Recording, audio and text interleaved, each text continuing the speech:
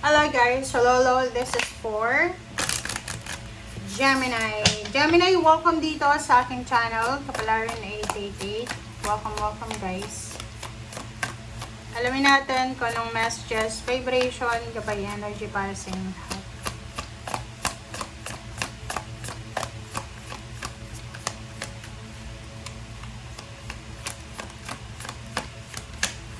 Okay, Gemini, if you're new sa channel ko, please like, share, and subscribe.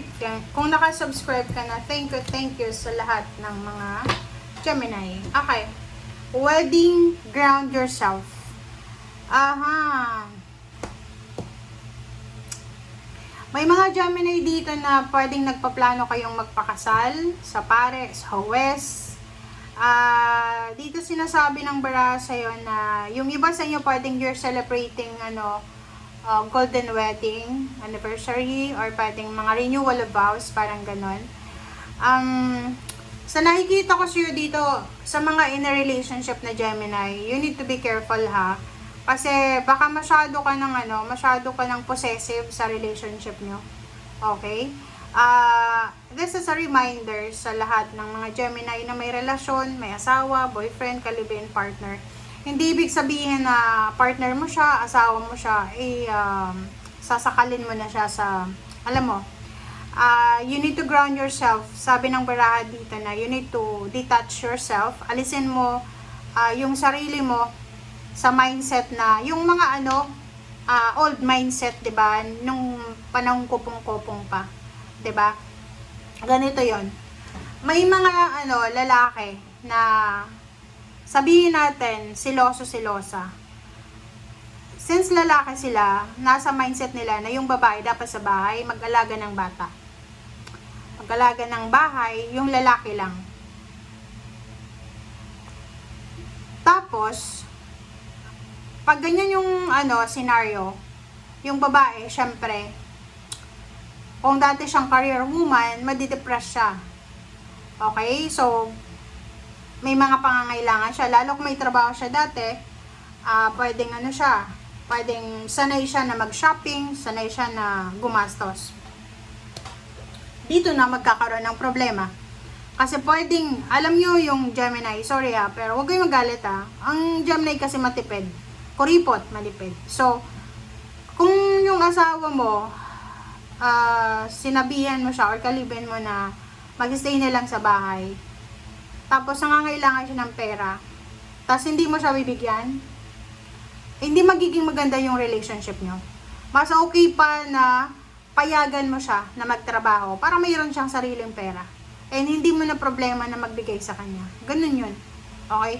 Ground yourself. So, huwag tayong masyadong mataas yung pride natin. Na, like for example, yung kapatid natin, ganun yung strategy na babae nasa bahay, nag-alaga ng bata, yung lalaki lang nagtatrabaho. Sa panahon ngayon, hindi na yan applicable.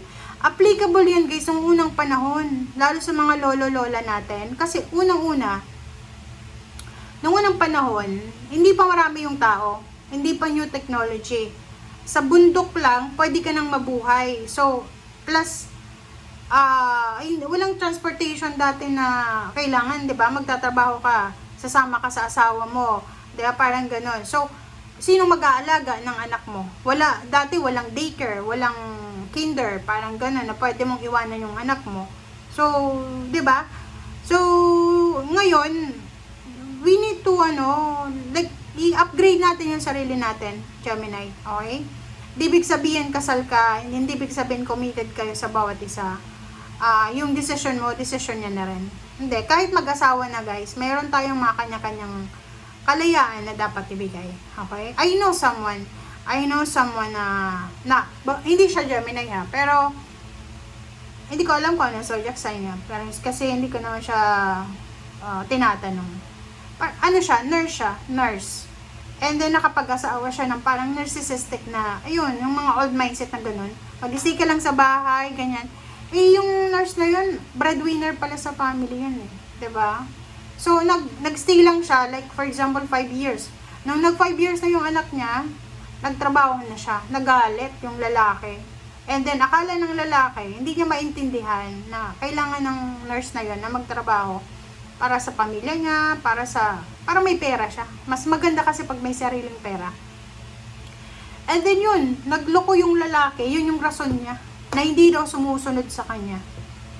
Which is, pag ganong klase yung lalaki, ano yun eh, mataas yung pride nun, selfish yung ganun, diba? So, dito sa baraha mo, ito yung advice ng baraha sa'yo, Gemini ha. Anuhin mo to ha, sundin mo kasi importante yan eh.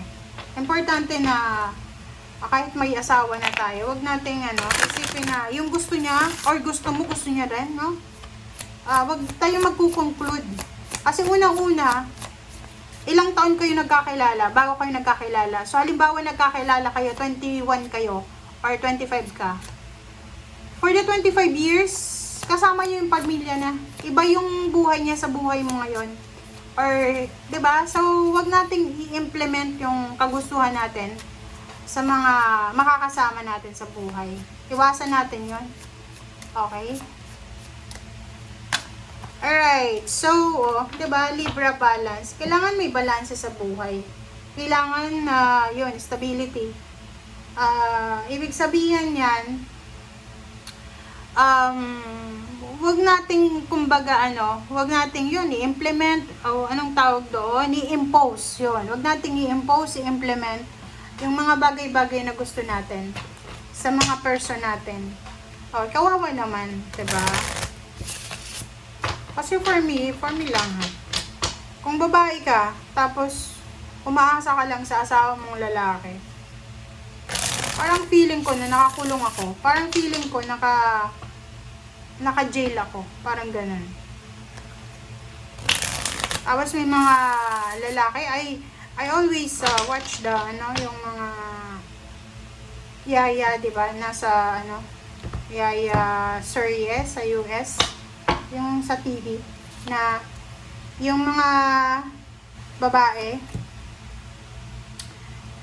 since wala silang trabaho, sila yung nagtatrabaho sa bahay. Naku, sila na umaga hanggang gabi. Tapos yung lalaki nakahiga lang. No. For me, it's a no. Diba? Page of Swords, 7 of Pentacles, 8 of Cups, Justice. Pag pareho kasing may trabaho yun, babae, lalaki, syempre pareho kayong provider. So, yun. Pwedeng sabihin natin na half-half yung contribution nyo. And then, yung trabaho din sa loob ng bahay, half-half din yun, di ba? So, kailangan tulungan. Hindi lang iisa. Hindi ibig sabihin, lalaki na nag-provide. Yung babae siya na lahat. Maglaba, mag-alaga ng bata, magluto, magpakain, maghugas, diba? Mag-grocery. Hindi ganun. Yan ay nung panahon pa ng kopong-kopong. Okay? Ngayon, iba na. Kailangan nating i-adapt yung new technology or new age. Okay? Maiiwanan tayo eh. Diba? Maiiwanan tayo. Page of Swords and 7 of Pentacles, 8 of Cups, Justice. So, sa nakikita ko sa'yo dito, in the near future daw, Gemini, prepare yourself kasi yung hinaantay mo, ano man itong hinaantay mo, is either pera, promotion, travel, relocation, contract signing, or karma, ay parating yan sa'yo. Another is Temperance, Hangman, 2 of Swords, and 4 of Cups. So, yun. Sabi ng bara sa'yo dito, halimbawa sa ngayon, Gemini, may hinihintay ka. Yun, nag-aantay ka. Like dito, promotion, lump sum of money, inheritance, retirement, or ano man ang hinihintay mo. Kasal, baby, financial help, or travel, migration. Sabi ng baraha, maghintay ka. You need to be patient. You need to be patient kung hindi pa siya natutuloy sa ngayon. Kasi hindi ibig sabihin na hindi pa siya nangyayari ngayon ay hindi siya mangyayari. Okay? Mostly, yung matagal na hinihintay, yun talaga yung masarap na success. 'Di ba? Kasi hinog na hinog siya. 2 of Swords and 4 of Cups. So, sabi ng baraha sa'yo dito, kung hindi ka sigurado, kung confused ka, kung pakiramdam mo hindi mo pa kaya, kung pakiramdam mo hindi pa ngayon, maghintay tayo. Okay? Be patient. Yun yung diskarte mo ngayon ha. Ang diskarte mo ngayon is magkaroon ka ng pasensya. Maging humble. Tanggapin natin yung mga dapat tanggapin. Okay? We need to, like, if someone is willing to help, tanggapin natin yung tulong na yan. Okay? Tanggapin natin yung criticism, tanggapin natin acceptance. Yun yung nakikita ko sa'yo. Alright, thank you for watching guys. Bye!